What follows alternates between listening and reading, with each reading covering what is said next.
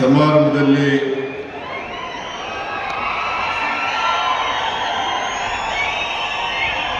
ಮುಖ್ಯ ಅತಿಥಿಗಳಾಗಿ ಭಾಗವಹಿಸಿರ್ತಕ್ಕಂಥ ತುಮಕೂರು ಜಿಲ್ಲಾ ಉಸ್ತುವಾರಿ ಸಚಿವರು ಗೃಹ ಮಂತ್ರಿಗಳು ಆದಂಥ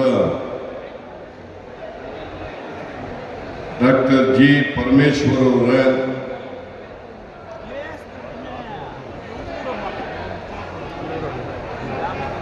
ಈ ಸಮಾರಂಭದ ಅಧ್ಯಕ್ಷತೆ ವಹಿಸಿರ್ತಕ್ಕಂಥ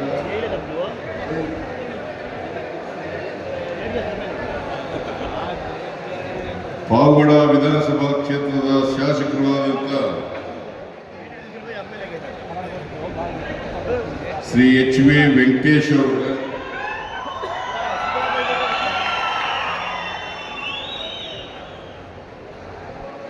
ಗ್ರಾಮೀಣ ಅಭಿವೃದ್ಧಿ ಸಚಿವರಾದಂಥ ಶ್ರೀ ಪ್ರಿಯಾಂಕಾ ಖರ್ಗೆ ಅವರೇ,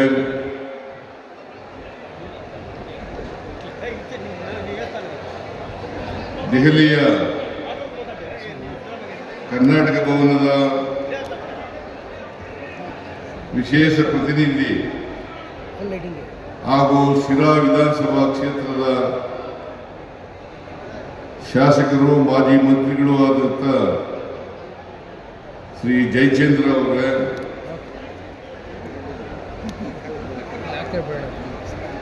ಮಾಜಿ ಸಚಿವರು, ಈ ಕ್ಷೇತ್ರದ ಮಾಜಿ ಶಾಸಕರು ಆದಂಥ ಶ್ರೀ ವೆಂಕಟಪ್ಪ ಅವರೇ,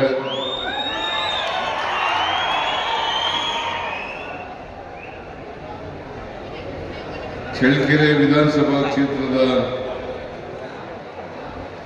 ಶಾಸಕರಾದಂಥ ಶ್ರೀ ರಘುಮೂರ್ತಿ ಅವರೇ, ಮೇಲ್ಮನೆಯ ಸದಸ್ಯರಾದಂಥ ಶ್ರೀ ರಾಜೇಂದ್ರ ಅವರೇ,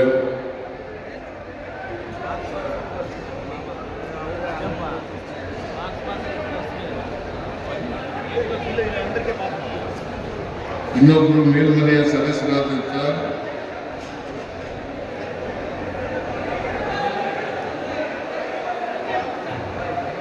ಡಿ ಟಿ ಶ್ರೀನಿವಾಸ್ ಅವರೇ,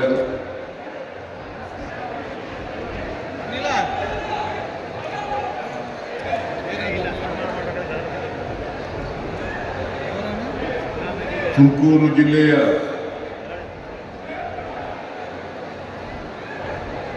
ಗ್ಯಾರಂಟಿ ಯೋಜನೆಗಳ ಅಧ್ಯಕ್ಷರಾದಂಥ ಶ್ರೀ ಚಂದ್ರಶೇಖರ ಗೌಡ ಅವರೇ,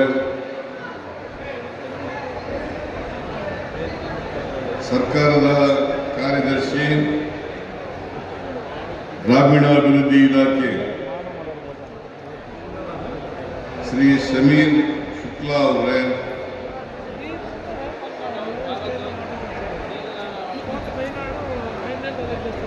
ವೇದಿಕೆ ಮೇಲಿರ್ತಕ್ಕಂಥ ಎಲ್ಲ ಆಹ್ವಾನಿತ ಗಣ್ಯರೇ,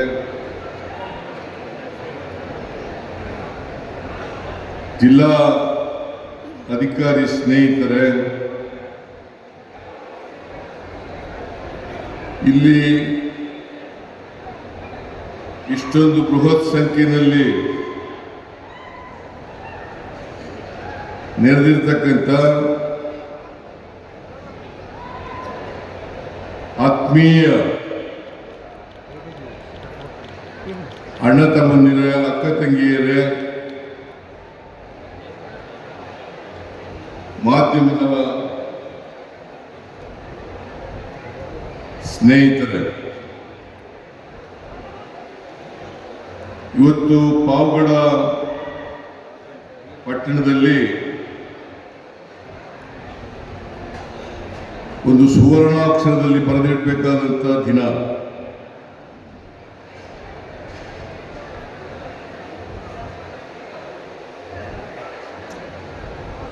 ಪಾವಗಡದಲ್ಲಿ ಇವತ್ತು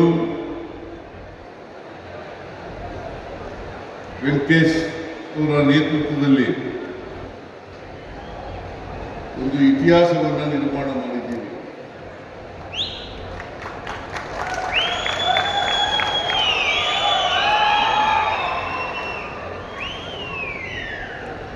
ಸಾವಿರದ 2018 ಜನವರಿ ತಿಂಗಳಲ್ಲಿ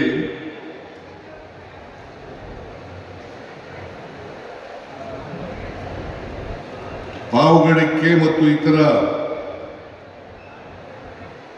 5 ತಾಲೂಕುಗಳಿಗೆ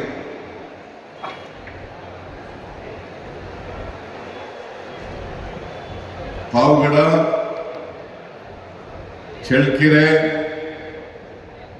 ಮೊಳಕಾಲ್ಮೂರು, ಕೂಡ್ಲಿಗಿ, ಹೊಸಪೇಟೆ ಮತ್ತು ಚಿತ್ರದುರ್ಗದ ಕೆಲವು ಭಾಗಗಳಿಗೆ ತಾಲೂಕು ಭಾಗಗಳಿಗೆ ಸುಮಾರು 2529 ಕೋಟಿ 2529 ಕೋಟಿ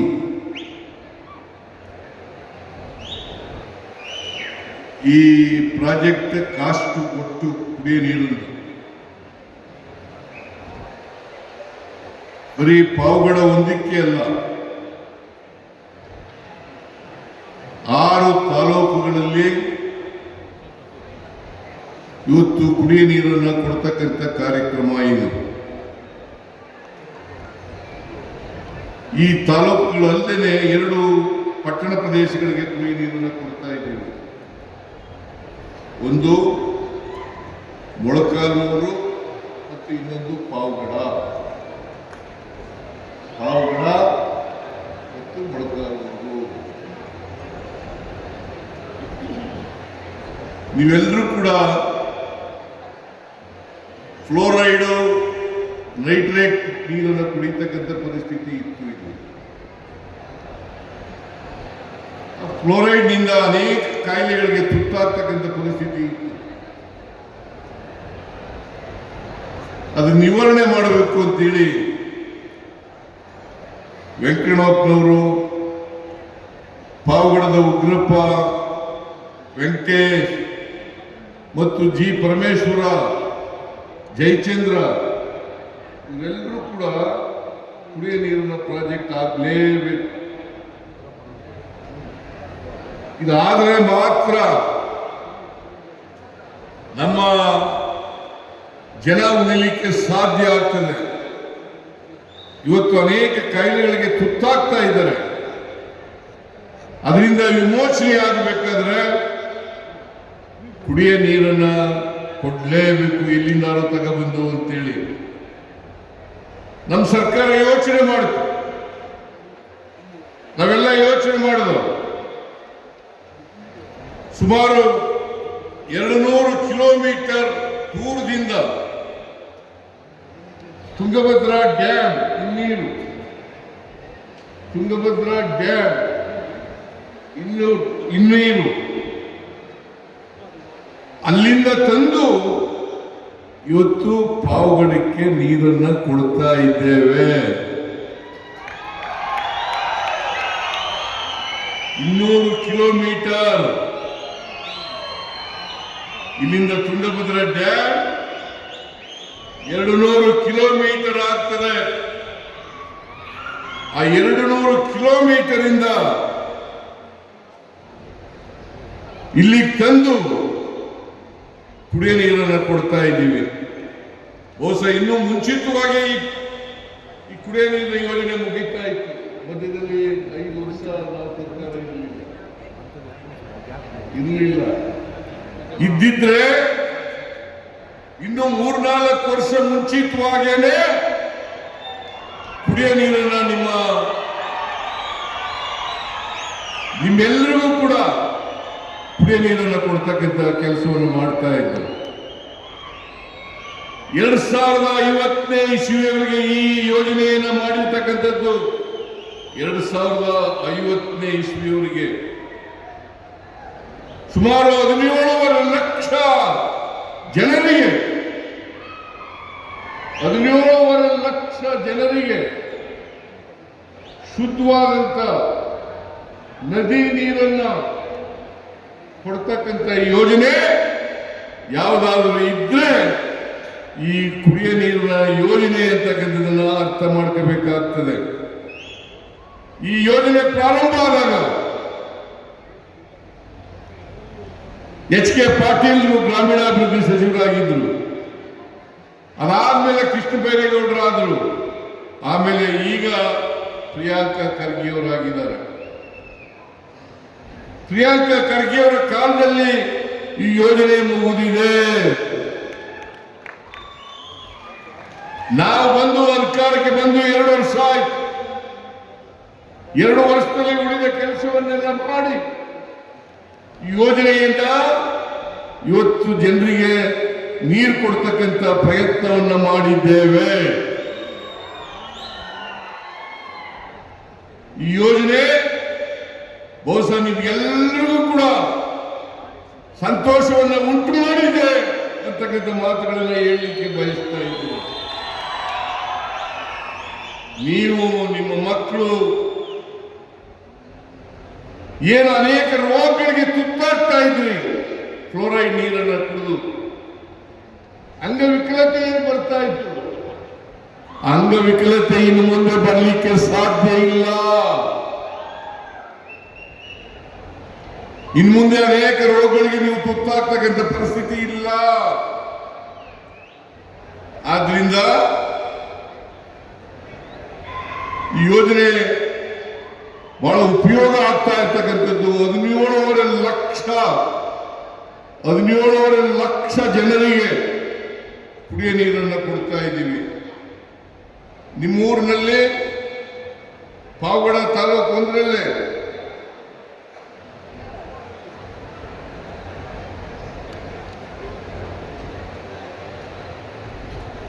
ಎಷ್ಟು ಹಳ್ಳಿಗಳಿಗೆ ಕೊಡ್ತಾ ಇರೋದು? ಅಲ್ಲ, ಹಳ್ಳಿಗಳಿಗೆ ಎಷ್ಟು ಹಳ್ಳಿಗಳಿಗೆ? 270 ಹಳ್ಳಿಗಳಿಗೆ ಮತ್ತೆ ಪಾವಗಡ ಟೌನ್ಗೆ ಶುದ್ಧ ಕುಡಿಯುವ ನೀರನ್ನ ಕೊಡ್ತಾ ಇದ್ದೇವೆ.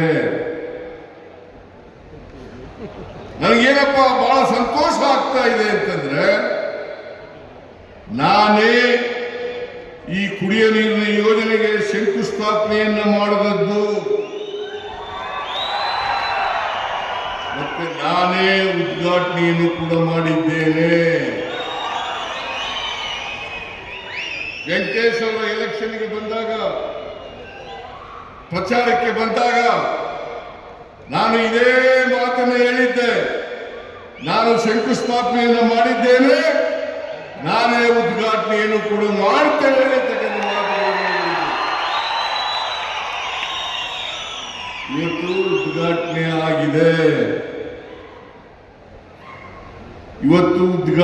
ಆಗಿದೆ. ಬಹುಶಃ ವೆಂಕಟೇಶ್ ಒಬ್ಬ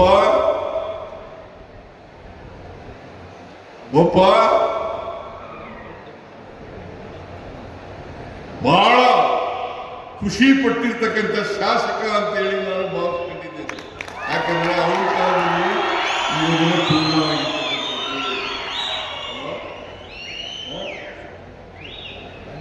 ನೀವೆಲ್ಲ ಖುಷಿ ಪಟ್ಟರೆ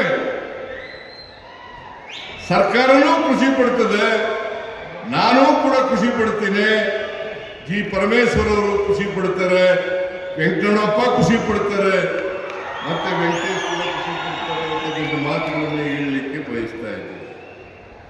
ನೀವೆಲ್ಲ ಈ ಯೋಜನೆಯನ್ನ ಮಾಡೇ ತೀರ್ತೀವಿ ಅಂತ ಹೇಳಿದ ಮೇಲೆ ನಮ್ಮ ಪಕ್ಷಕ್ಕೆ ಆಶೀರ್ವಾದವನ್ನು ಮಾಡಿದ್ರಿ. ವೆಂಕಟೇಶ್ ನಿಮ್ಮ ಎಲ್ಲರ ಪ್ರತಿನಿಧಿಯಾಗಿ ಇವತ್ತು ವಿಧಾನಸಭೆಯನ್ನು ಪ್ರವೇಶ ಮಾಡತಕ್ಕಂಥ ಕೆಲಸವನ್ನು ಮಾಡಿದ್ರು. ಈ ಸಂದರ್ಭದಲ್ಲಿ ವೆಂಕಟಪ್ಪನವರ ಹೋರಾಟ, ಅವರ ಪ್ರಯತ್ನ, ಅದನ್ನು ಮರೀಲಿಕ್ಕೆ ಸಾಧ್ಯ ಇಲ್ಲ ಅಂತ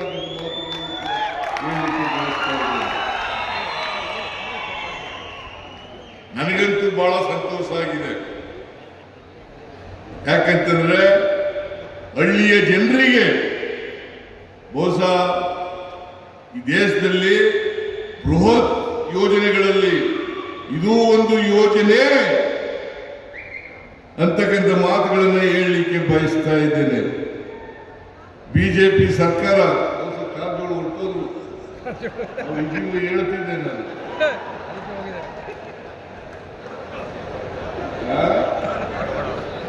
ಕಾರಜೋಳ ಅವರು ಲೋಕಸಭಾ ಸದಸ್ಯರು.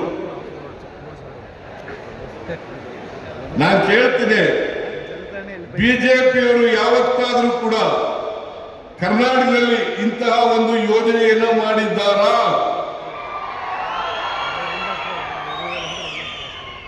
ಉತ್ತರ ಕೊಡಬೇಕು. ಅವರು ಬಿಜೆಪಿಯವರು ಬಹಳ ಟೀಕೆ ಮಾಡ್ತಾರೆ, ಜನರನ್ನ ತಪ್ಪುದಾರಿಗೆ ಎಳಿತಕ್ಕಂಥ ಮಾತುಗಳನ್ನು ಆಡ್ತಾ ಇದ್ದಾರೆ, ಸುಳ್ಳು ಮಾತುಗಳನ್ನು ಆಡ್ತಾ ಇದ್ದಾರೆ, ಸುಳ್ಳು ಪ್ರಚಾರ ಮಾಡ್ತಾ ಇದ್ದಾರೆ, ಸುಳ್ಳು ಅಪವಾದಗಳನ್ನು ಮಾಡ್ತಾ ಇದ್ದಾರೆ ನಮ್ಮ ಸರ್ಕಾರದ ಮೇಲೆ. ನಾನು ಕೇಳ್ತೀನಿ, ನೀವು ಅಧಿಕಾರದಲ್ಲಿ ಇದ್ದಾಗ ಇಂಥ ಒಂದು ಯೋಜನೆಯನ್ನ ಮಾಡಿದ್ದೀರಾ? 9 ವರ್ಷ ಈ ಕರ್ನಾಟಕ ರಾಜ್ಯದಲ್ಲಿ ಅಧಿಕಾರವನ್ನು ಮಾಡಿದ್ದಾರೆ. 2008ರಿಂದ 2013ವರೆಗೆ, 2018ರಿಂದ 19ರಿಂದ 23ರವರೆಗೆ ನೀವು ಯಾವತ್ತಾರು ಮಾಡಿದ್ರ? 9 ವರ್ಷ ಅಧಿಕಾರದಲ್ಲಿ ಇದ್ರಲ್ಲ, ಟೀಕೆ ಮಾಡ್ತಿರಲ್ಲ, ನಾಚಿಕೆ ಆಗಲ್ಲ ನಿಮ್ಗೆ? ಬಿಜೆಪಿ ಅವರಿಗೆ ನಾಚಿಕೆ ಆಗಲ್ಲ? ಜೆಡಿಎಸ್ ನವರಿಗೆ ನಾಚಿಕೆ ಆಗಲ್ಲ? ಏನಾದ್ರು ಮಾನ ಮರ್ಯಾದೆ ಏನಾದ್ರು ಇದೆಯಾ? ಸುಮ್ಮನೆ ಟೀಕೆ ಮಾಡೋದು. ಸಿದ್ದರಾಮಯ್ಯನವರು 5 ಗ್ಯಾರಂಟಿ ಯೋಜನೆಗಳನ್ನು ಕೊಟ್ಬಿಟ್ರು. 5 ಗ್ಯಾರಂಟಿ ಯೋಜನೆಗಳನ್ನ ಜಾರಿ ಮಾಡಕ್ ಸಾಧ್ಯ ಇಲ್ಲ. ಯಾರು ಹೇಳಿದ್ದು ಇದನ್ನ? ಈ ದೇಶದ ಪ್ರಧಾನಿ ನರೇಂದ್ರ ಮೋದಿ ಅವರು ಹೇಳಿದಂತ ಮಾತು. ರಾಜಸ್ಥಾನದಲ್ಲಿ ಇವನ್ನ ಜಾರಿ ಮಾಡಿಬಿಟ್ರೆ ಕರ್ನಾಟಕ ರಾಜ್ಯ ಆರ್ಥಿಕವಾಗಿ ದಿವಾಳಿಯಾಗುತ್ತದೆ.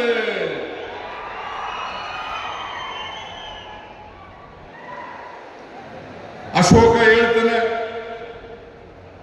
ವಿಜಯೇಂದ್ರ ಹೇಳ್ತಾರೆ, ಯಡಿಯೂರಪ್ಪ ಹೇಳ್ತಾರೆ. ನಾನು ಕೇಳ್ತೀನಿ ಅವರಿಗೆ, ನಿಮ್ಮ 4 ವರ್ಷದ ಸಾಧನೆ ಏನು? 4 ವರ್ಷ ನೀವು ಇದ್ದಿರಲ್ಲ, ನಿಮ್ಮ ಸಾಧನೆ ಏನು? ಯಡಿಯೂರಪ್ಪನವರ ಸಾಧನೆ ಏನು? ಬಸವರಾಜ ಬೊಮ್ಮಾಯಿಯವರ ಸಾಧನೆ ಏನು?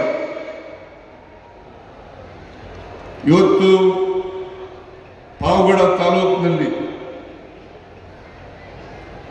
ವಿದ್ಯುತ್ ಉತ್ಪಾದನೆಯನ್ನು ಮಾಡ್ತಾ ಇದ್ದೀವಿ. ಸೋಲಾರ್ ಪವರ್ ಅನ್ನು ಇಡೀ ಏಷ್ಯಾದಲ್ಲೇ ನಂಬರ್ 1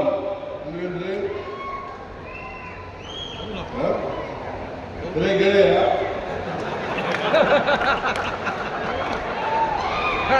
ಏಷ್ಯಾದಲ್ಲಿ ನಂಬರ್ 1. 2050 ಮೆಗಾವ್ಯಾಟ್ ವಿದ್ಯುತ್ತನ್ನ ಈಗಾಗಲೇ ಉತ್ಪಾದನೆ ಮಾಡಿ ಅದನ್ನ ಜನರಿಗೆ ಕೊಡ್ತಾ ಇದ್ದೇವೆ. 2050 ಮೆಗಾವ್ಯಾಟ್. ಈಗ ಮತ್ತೆ ಹಳ್ಳಿಗಳಲ್ಲಿ ಅಗ್ರಿಮೆಂಟ್ ಮಾಡಿಸ್ತಾ ಇದ್ದಾರೆ. ಮುಂದಿನ ಇನ್ನು 2 ತಿಂಗಳು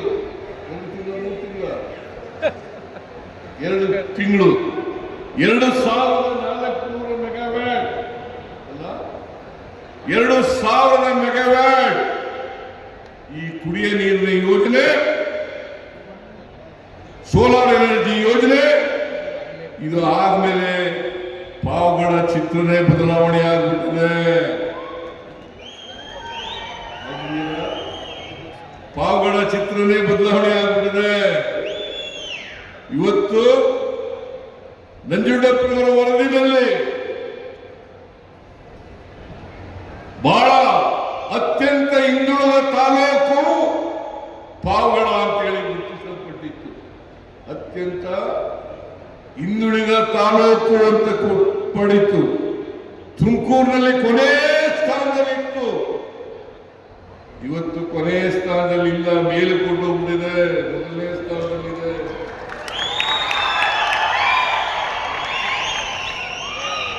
ಮೊದಲನೇ ಸ್ಥಾನದಲ್ಲಿದೆ. ಇದಕ್ಕೆ ಯಾರು ಕಾರಣ? ಕಾಂಗ್ರೆಸ್ ಸರ್ಕಾರ ಕಾರಣ. ನಮ್ಮ ಸರ್ಕಾರ ಕಾರಣ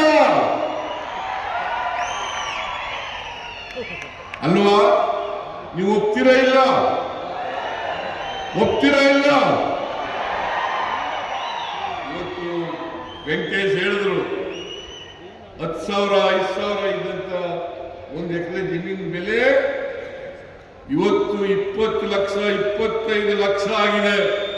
ಪಾವಗಡ ಸುತ್ತಮುತ್ತ 2 ಕೋಟಿ 2.5 ಕೋಟಿ 3 ಕೋಟಿ ರೂಪಾಯಿ ಆಗಿದೆ. ಪಾವಗಡ ಒಂದು ಬರಗಾಲ ಪೀಡಿತ ಪ್ರದೇಶ,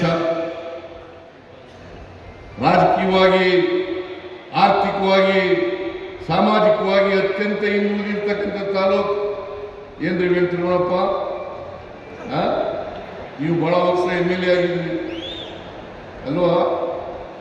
ನಾವು ಮಾಡಿದ್ದು ಕುಡಿಯ ನೀರು ಮಾಡಿದ್ದು, ಸೋಲಾರ್ ಪವರ್ ಮಾಡಿದ್ದು ಈ ತಾಲೂಕಿನ ಚಿತ್ರವನ್ನೇ ಬದಲಾವಣೆ ಮಾಡಿಬಿಡ್ತು. ಹೌದಲ್ಲ? ಹೌದಲ್ಲ?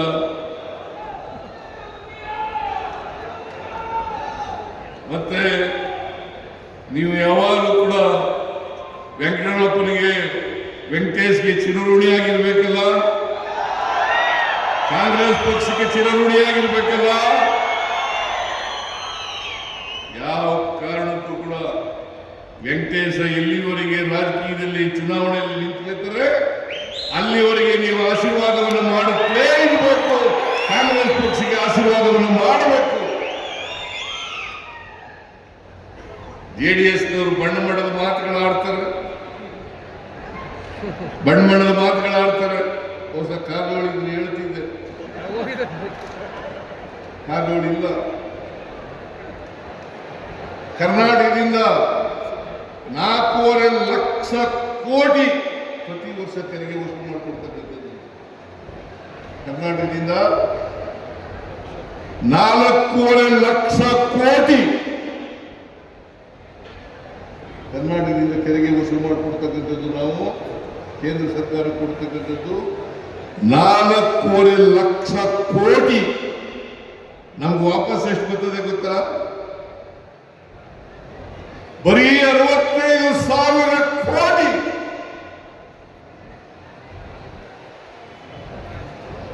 ನಾವು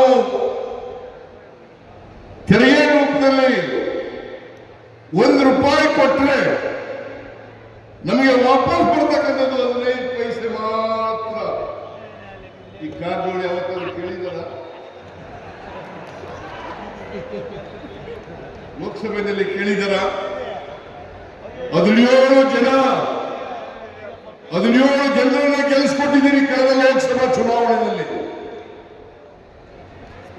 ನಾವು 9 ಜನ ಗೆದ್ದಿದ್ದು, JDSನವರು 2 ಗೆದ್ದಿದ್ರು, 2 ಗೆದ್ದಿದ್ದಾರೆ. ಯಾವತ್ತಾರು ಇವತ್ತು ಬಿಜೆಪಿ JDSನವರು ಸೇರ್ಕೊಂಡಿದ್ದಾರೆ.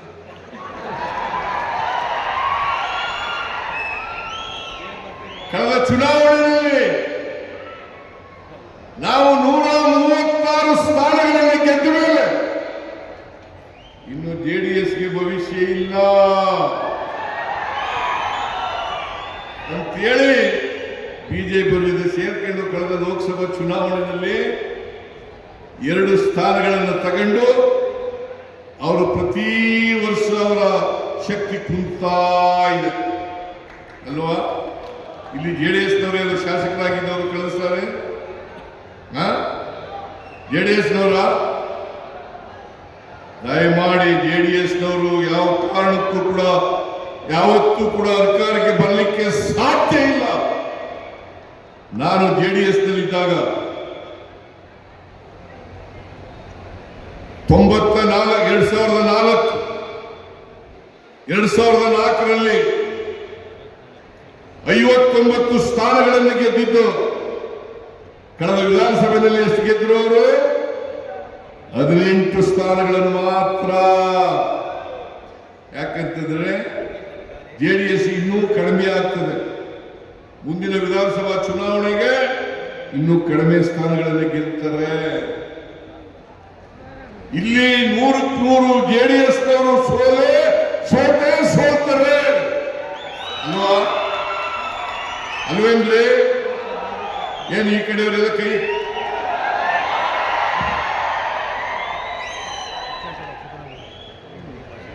ಬಿಜೆಪಿಯವರು ಜೆಡಿಎಸ್ನವರು ಇವತ್ತು ಕಂಗಾಲಾಗ್ಬಿಟ್ಟಿದ್ದಾರೆ. ನಾವು 5 ಗ್ಯಾರಂಟಿ ಯೋಜನೆಗಳು ಯಶಸ್ವಿಯಾಗಿ ಜಾರಿ ಕೊಟ್ಟಿದ್ದೀವಿ.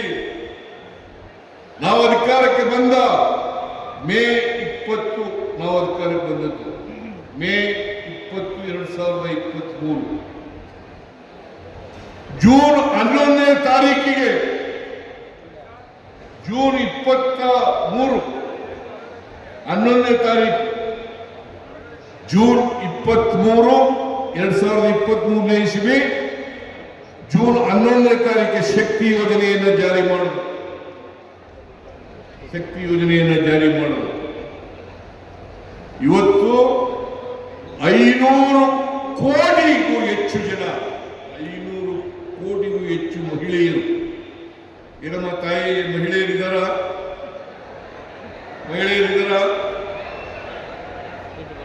500 ಕೋಟಿಗೂ ಹೆಚ್ಚು ಮಹಿಳೆಯರು ಉಚಿತವಾಗಿ KSRTC ಬಸ್ನಲ್ಲಿ ಪ್ರಯಾಣ ಮಾಡಿದ್ದಾರೆ. ಉಚಿತವಾಗಿ.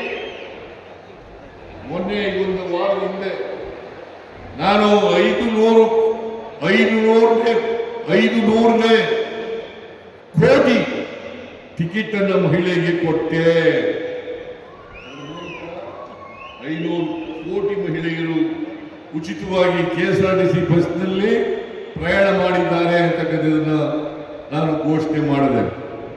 500 ಕೋಟಿ ಮಹಿಳೆಯರು. ಹಾಗೆಯೇ ಗೃಹ ಜ್ಯೋತಿ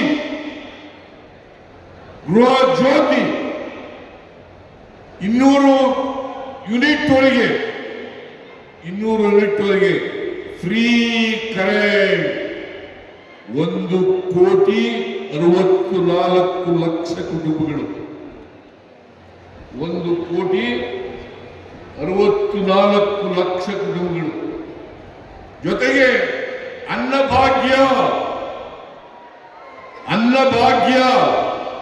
ನಾನು ಹಿಂದೆ 2013ರಿಂದ 2018 ಮುಖ್ಯಮಂತ್ರಿ ಆಗಿರುವಾಗ 5 kg ಅಕ್ಕಿಯನ್ನು ಫ್ರೀಯಾಗಿ ಕೊಡ್ತಾ ಇದ್ದೆ.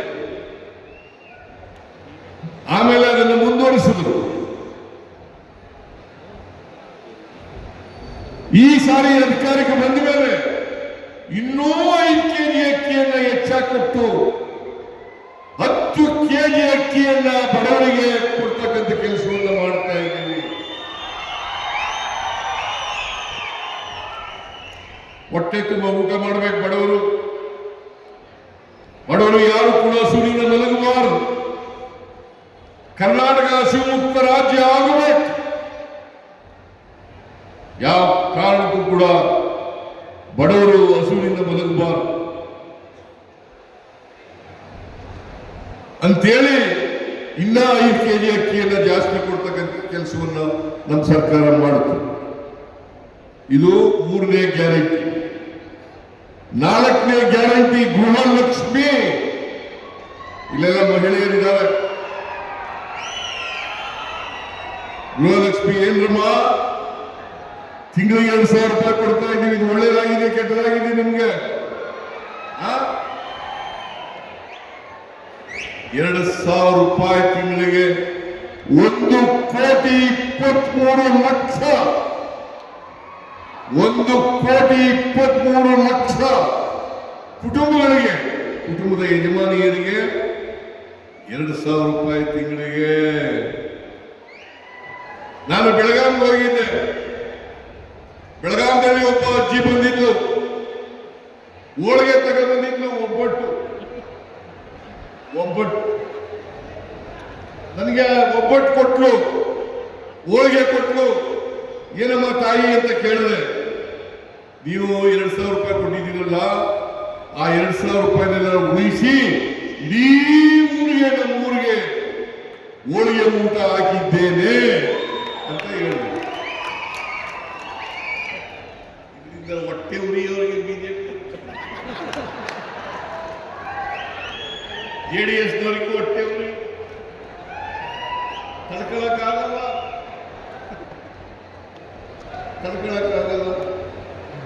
ಈ ಹೊಟ್ಟೆ ಉರಿಯಿಂದ ಸುಳ್ಳು. ನಾವು ಈ ಕಾರ್ಯಕ್ರಮಗಳನ್ನ ನಾನು ಹೇಳ್ತೇನೆ. ಒಂದು ಹಂತದಲ್ಲಿ ಹೇಳಿದ್ರು, ಬಿಜೆಪಿಯವರು JDS-ನವರು ಇಬ್ರು ಕೂಡ ಹೇಳಿದ್ರು, ಈ ಪಾರ್ಲಿಮೆಂಟ್ ಚುನಾವಣೆ ಮೇಲೆ ನಿಲ್ಲಿಸ್ಬಿಡ್ತಾರೆ. ನಾನು ಹೇಳ್ತೀನಿ, ಜನ ನಮಗೆ 5 ವರ್ಷಗಳ ಕಾಲ ಅಧಿಕಾರ ಮಾಡಲಿಕ್ಕೆ ಅವಕಾಶ ಕೊಟ್ಟಿದ್ದಾರೆ. ನಾನು ಮೊನ್ನೆ ಮೈಸೂರಿನಲ್ಲಿ ಹೇಳಿದೆ, ನೀವು ಸುಳ್ಳು ಅಪಪ್ರಚಾರ ಮಾಡಕ್ಕೆ ಹೋಗಬೇಡಿ, ಜನರಿಗೆ ತಪ್ಪು ಮಾಹಿತಿಯನ್ನು ಕೊಡಬೇಡಿ, ಜನರನ್ನ ದಾರಿ ತಪ್ಪಿಸ್ತಕ್ಕಂಥ ಕೆಲಸವನ್ನು ಮಾಡಬೇಡಿ. ಒಂದೇ ವೇದಿಕೆಗೆ ಬನ್ನಿ, ಚರ್ಚೆ ಮಾಡೋಣ. ಆ ಕಾಗೋಳಿ ಇದ್ದಿದ್ರೆ ಹೇಳ್ತಿದ್ದೆ ನಾನು. ಲೋಕಸಭಾ ಸದಸ್ಯರು ಒಂದು ದಿನ ಲೋಕಸಭೆಯಲ್ಲಿ ಕರ್ನಾಟಕಕ್ಕೆ ಅನ್ಯಾಯ ಆಯಿತು, ಅನ್ಯಾಯ ಅಂತ ಹೇಳಲಿಲ್ಲ. ನಮಗೆ 14ನೇ ಹಣಕಾಸಿನ ಆಯೋಗದಲ್ಲಿ 4.7% ಕೊಡ್ತಾ ಇದ್ರು. 15ನೇ ಹಣಕಾಸಿನ ಆಯೋಗದಲ್ಲಿ 15ನೇ ಹಣಕಾಸಿನ ಆಯೋಗದಲ್ಲಿ 3.6 ಇಳಿಸಿದ್ರು. ಅಂದ್ರೆ 1.1% ಕಡಿಮೆ ಆಯಿತು. 14ನೇ ಆಯೋಗದಿಂದ, ಹಣಕಾಸಿನ ಆಯೋಗದಿಂದ 15ನೇ ಹಣಕಾಸಿನ ಆಯೋಗದಲ್ಲಿ ನಮ್ಗೆ ಆಗಿರ್ತಕ್ಕಂಥ ನಷ್ಟ 68,000 ಕೋಟಿ ರೂಪಾಯಿ. 68,000 ಕೋಟಿ ರೂಪಾಯಿ. ನಿಮಗೆ ಬಿಜೆಪಿಯವರಿಗೆ ಏನಾದರೂ ಕರ್ನಾಟಕದ ಅಭಿವೃದ್ಧಿ ಬಗ್ಗೆ ಕಿಂಚಿತ್ತು ಕರ್ನಾಟಕದ ಜನರ ಬಗ್ಗೆ ಗೌರವ ಇದ್ದಿದ್ರೆ ನೀವು ತಪ್ಪು ಮಾಹಿತಿಯನ್ನು ಕೊಡಲಿಕ್ಕೆ ಪ್ರಯತ್ನ ಮಾಡ್ತಾ ಇರಲಿಲ್ಲ. ಕರ್ನಾಟಕದಲ್ಲಿ ದುಡ್ಡೇ ಇಲ್ಲ, ಅಭಿವೃದ್ಧಿ ಕೆಲಸಗಳ ದುಡ್ಡೇ ಇಲ್ಲ. ಏನು ಅಭಿವೃದ್ಧಿ ಅಲ್ವಾ? 2,529 ಕೋಟಿ ಕುಡಿಯೋ ನೀರಿನ ಯೋಜನೆ. ಅದಲ್ಲದೆ ನೋಡಿ, ಇಲ್ಲಿ 716 ಕೋಟಿ ರೂಪಾಯಿಗಳ ವಿವಿಧ ಕಾಮಗಾರಿಗಳಿಗೆ ಶಂಕುಸ್ಥಾಪನೆ, ಉದ್ಘಾಟನೆ ಕಾರ್ಯಕ್ರಮ ನಡೀತಾ ಇದೆ. 716 ಕೋಟಿ ರೂಪಾಯಿ ಶಂಕುಸ್ಥಾಪನೆ ನಡೀತಾ ಇದೆ. ನಾಚಿಕೆ ಆಗಲ್ಲ ನಿಮಗೆ?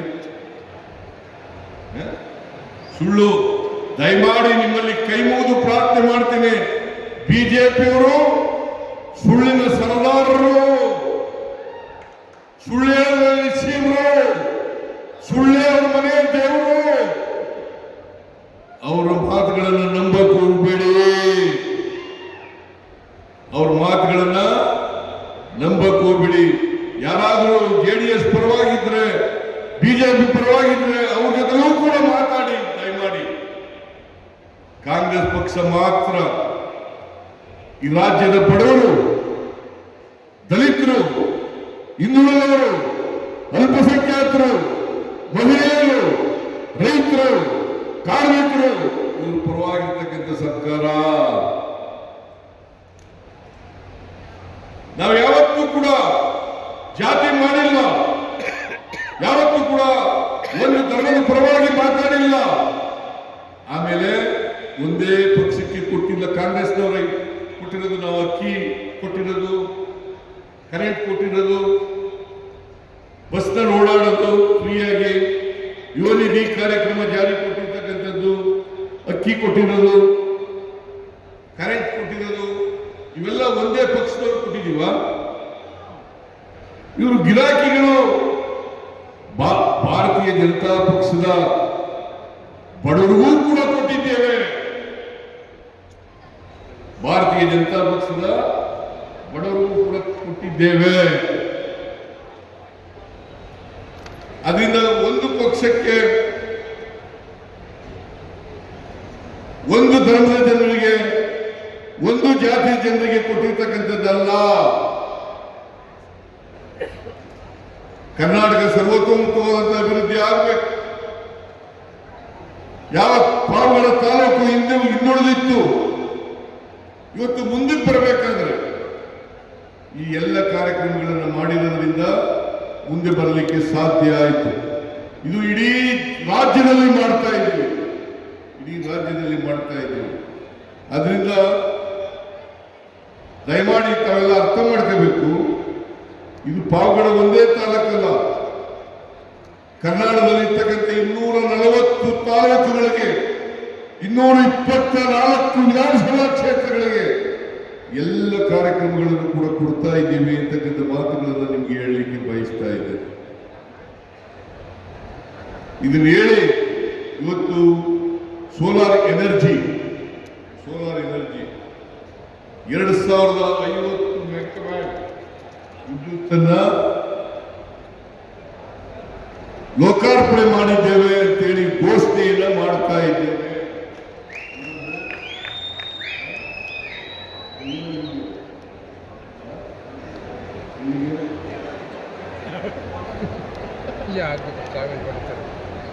ಇದನ್ನ ಮಾಡ್ತಾ ಇದ್ದೀವಿ. ವೆಂಕಟೇಶ್ ಅವರು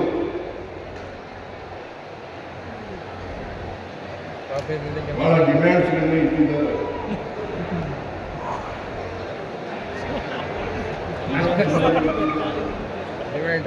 ಆ ಡಿಮ್ಯಾಂಡ್ಸ್ಗಳು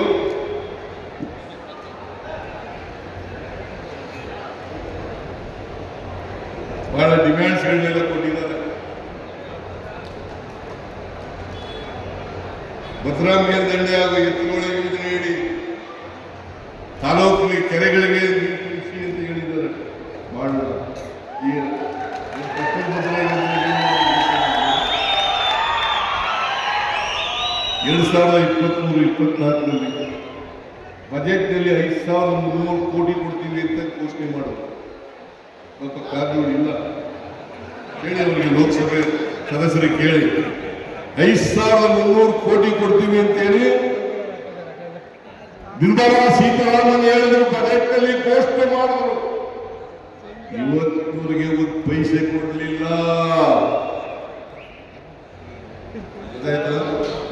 ಎತ್ತಿನೋಳಿ ಯೋಜನೆ ಇನ್ನು 2 ವರ್ಷದಲ್ಲಿ ಪೂರ್ಣಗೊಳಿಸ್ತೀವಿ.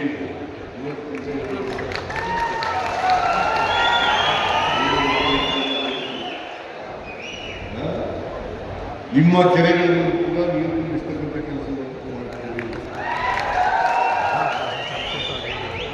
ಆಮೇಲೆ ಅಪ್ಪರ್ ಭದ್ರಾ ಯೋಜನೆಯನ್ನು ಕೂಡ ಮಾಡ್ತೀವಿ.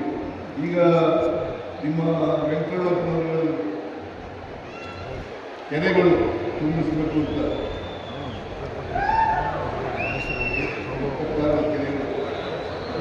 23 ಕೆರೆ ವೆಂಕಟರಮಣ ಅಲಕ್ಕೂರು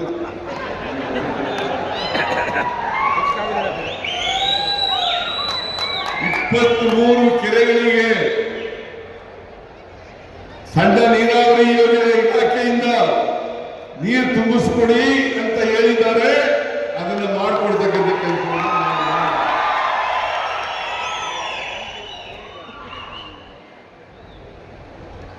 ಅವರು ಏನೇನು ಹೇಳಿದ್ದಾರೆ. ನಾವೆಲ್ಲ ಒಂದೇ ವರ್ಷದಲ್ಲಿ 3 ವರ್ಷ ಅಧಿಕಾರದಲ್ಲಿ ಇರ್ತೀವಿ.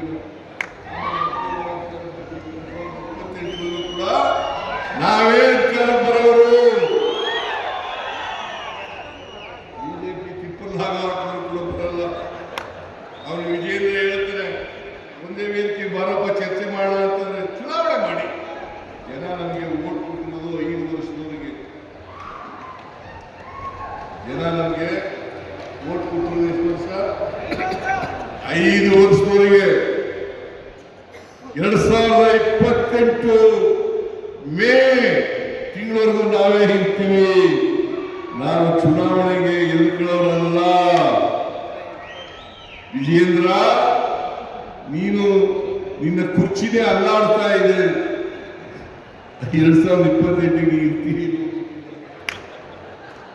ಇರೋದಿಲ್ಲ, ಅಧ್ಯಕ್ಷರಾಗಿ ಇರೋದಿಲ್ಲ. 2028ರಲ್ಲಿ ನಾಳೆ ಚುನಾವಣೆ ಆದ್ರೂ ಕೂಡ ನಾವು ಗೆದ್ದೇ ಗೆಲ್ತೀವಿ. ನಾಳೆ ಚುನಾವಣೆ ಆದ್ರೂ ಕೂಡ. ಆದ್ರೆ ಜನ ನಮಗೆ 2028ರವರೆಗೆ ಮೇ ತಿಂಗಳವರೆಗೆ ಅಧಿಕಾರ ಕೊಟ್ಟಿದ್ದಾರೆ, ಆಶೀರ್ವಾದ ಮಾಡಿದ್ದಾರೆ. ಆ ಆಶೀರ್ವಾದವನ್ನು ಅದರ ಪ್ರಕಾರ ನಾವು 2028 ಮೇವರೆಗೆ ಅಧಿಕಾರದಲ್ಲಿ ಇರ್ತೇವೆ. 2028ರಲ್ಲಿ ವಿಧಾನಸಭಾ ಚುನಾವಣೆ ಬರುತ್ತದೆ. ಆ ಚುನಾವಣೆಯಲ್ಲಿ ಮತ್ತೆ ನಾವು ಅಧಿಕಾರದಲ್ಲಿ JDS ಅನ್ನ ಬಿಜೆಪಿಯನ್ನ ಸೋಲಿಸಿ ಮತ್ತೆ ಅಧಿಕಾರಕ್ಕೆ ಬಂದೇ ಬರ್ತೀವಿ.